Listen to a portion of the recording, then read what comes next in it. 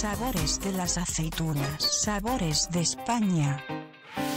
Des enfants à amuser et régaler, un jeune chef brillant et facétieux, des olives d'Espagne en surprise, accompagnées d'ingrédients rigolos.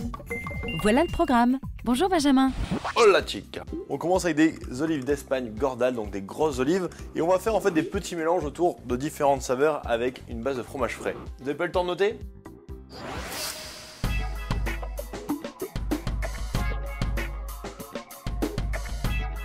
Donc on commence en fait par faire le premier mélange avec des tomates fraîches. Donc avec une râpe, vous cassez les petites tomates.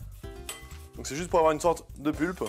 On va assaisonner ça avec un peu de sel et de poivre. Et on mélange un petit peu de chèvre frais avec tout ça. On va rajouter une cuillère d'huile d'olive, un peu de sel, du poivre et on mélange. Donc on se retrouve vraiment sur un petit mélange frais, super simple à réaliser. Vraiment on peut jouer sur le côté après Espagne avec un piment doux qui va venir un petit peu colorer légèrement plus notre mélange. Hop. Pendant que je touille, ça vous dirait un petit cours d'histoire sur l'olive en live ? Il était une fois l'olive, il était une fois l'Espagne. Et oui, l'histoire de ce fruit se confond avec celle de la nation espagnole, pays qui produit des olives depuis la nuit des temps. C'est en effet 1000 ans avant Jésus-Christ que les Phéniciens plantèrent les premiers oliviers sur le sol ibère. Depuis, et à l'instar de la tortilla, de la paella et du gazpacho, les olives sont devenues emblématiques de l'art de vivre espagnol et de sa gastronomie. Reine des tapas, elle réconcilie tout un peuple autour de la table. De Bilbao à Séville, de Barcelone à Salamanque, tout le monde dit « Viva l'olive !» Deuxième petit mélange, on va partir sur avec un peu de pesto, donc le mélange vert, un petit peu de chèvre frais, un petit peu de poivre, une légère touche d'huile d'olive pour le diluer un peu. Et on mélange tout ça.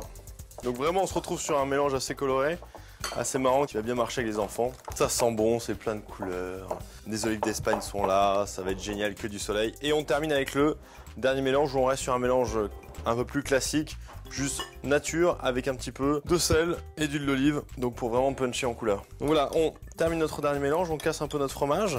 Et là ce qui va être rigolo en fait, c'est de travailler avec l'olive Gordal. Et on va faire des sortes de petits sandwichs d'olives qu'on va fourrer avec toutes les saveurs. Et ensuite on va monter ça. Petite touche de fromage. Donc là vraiment on peut s'amuser avec les enfants, tout le monde vient et dresse son olive. Un jeu d'enfant cette recette. En attendant, on va faire un petit tour d'horizon des variétés d'olives d'Espagne, olive en live.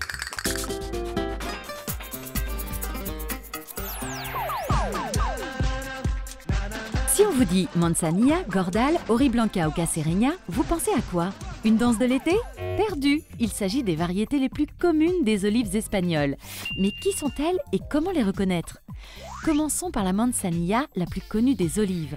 Originaire de la province de Séville, elle ressemble à une petite pomme. La Gordal, quant à elle, est une olive verte aussi grosse qu'un œuf de caille.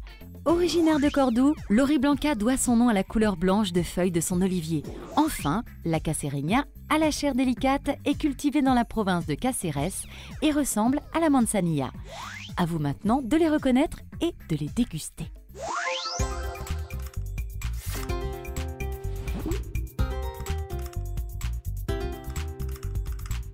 En plus c'est bon. À la proxima. Hola. Sabores de las aceitunas, sabores d'Espagne.